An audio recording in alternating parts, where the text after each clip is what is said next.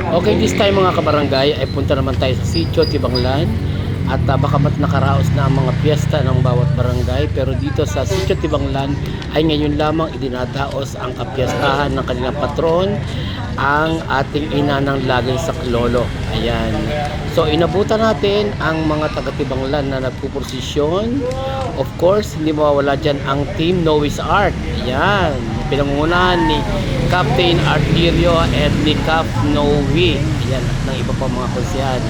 So this time ay bago mag-misa at attend tayo ng banal na misa ng with Father Richard, ay unahin muna natin itong posisyon. Siyempre, ipinapasya lang ating ina ng laging saklolo upang ika nga ay maging gabay ng Sitio Tibanglan.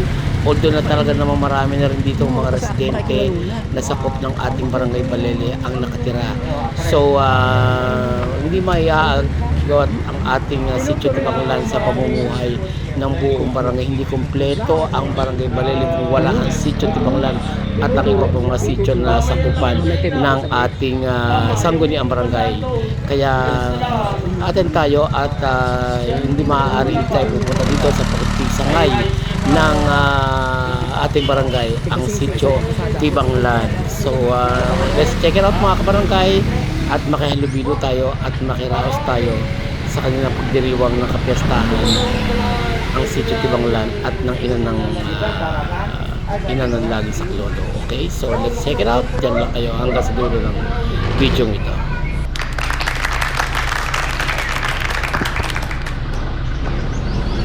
Kung natatandaan natin mga kabarangay, yung lumang tuklong ng Sitio Tibanglan before and after ngayon sa ngayon, ano, 'di ba? Ang ganda na, ano.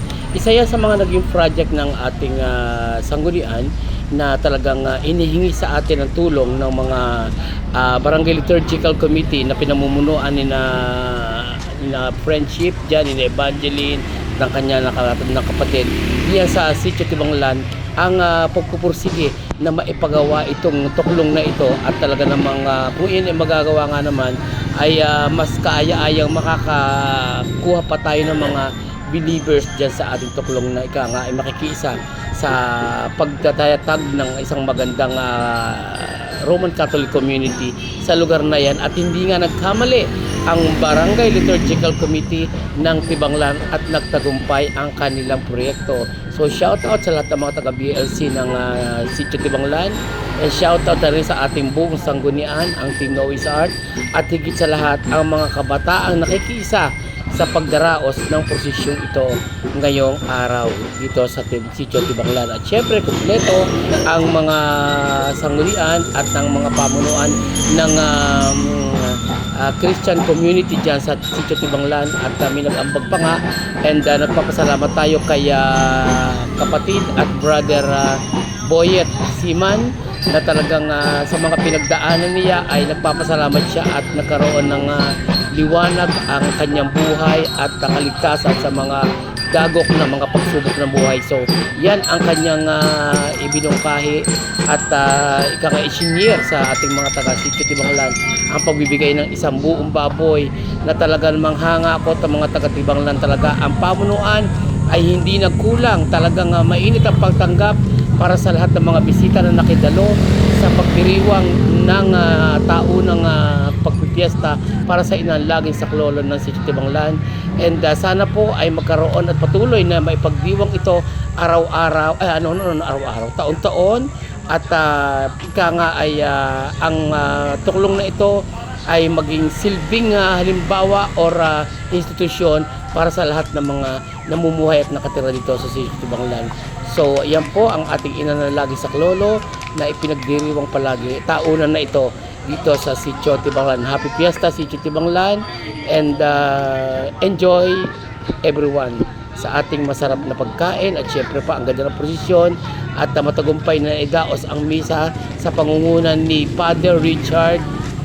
Ayan, at talaga naman nagpapasalamat tayo sa lahat ng mga dumalo at abot din ang pasalamat ng pamunuan ng BLC na Sitio Tibanglan. At sa ganda ng panahon, although na kahit umulan ng konti habang nagmimisa ay kasunod naman noon ay ang init na din ng sikat ng araw at talaga naman hindi na rin maintindihan ng panahon. So tayo na lang nag-a-adjust para lang matuloy ang pagdiriwang na ito So nagpapasalamat tayong lahat sa mga dumalo at ang buong posisyong ito ay naisakatuparan ng maayos at sa pangunguna nga ng Team Noe Saad ay maayos na naganap at ito nga ang bunga ng mga proyekto sa naantuklong na ito ng ating sanggunian at talagang malugod na nagpapasalamat din ang samahan ng BLC sa ating pamunuan ng barangay at maraming salamat din sa inyong pakikiisa sa sangguniang barangay ng Balele.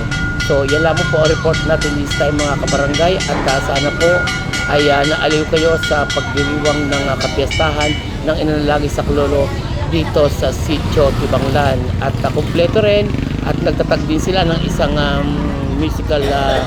musical group na pinangungunahan ng ating mga humahawak ng instrumento, mga kabataan sa iba't ibang parte ng Balele ang mga miyembro at talaga namang ang mga magulang ay supportive din upang mapabilang sila sa musical isang grupo ng mga tumutugtog at yung mga kabataan ito ay naging isang magandang halimbawa ng isang komunidad na pagdating ng araw ay sila naman ang mamumuno para sa ating barangay. So panoorin po natin hanggang dulo. Thank you so much for watching.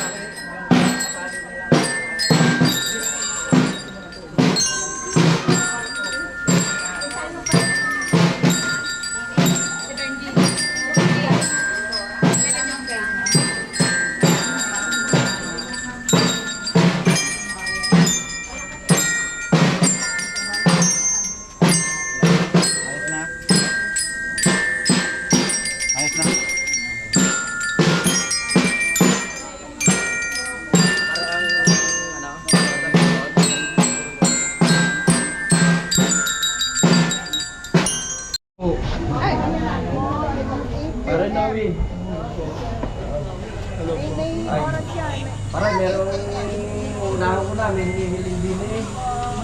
Sound system. Bibigyan ko nila yung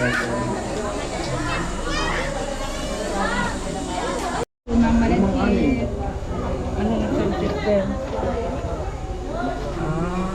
Uy, mga bata! At saka huwag dito.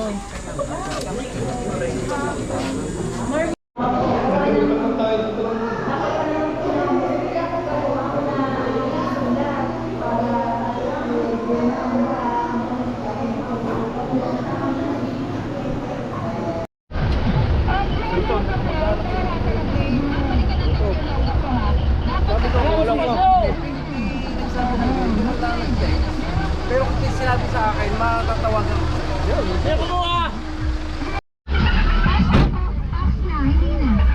Wala nang babalik ka dyan. Wala na.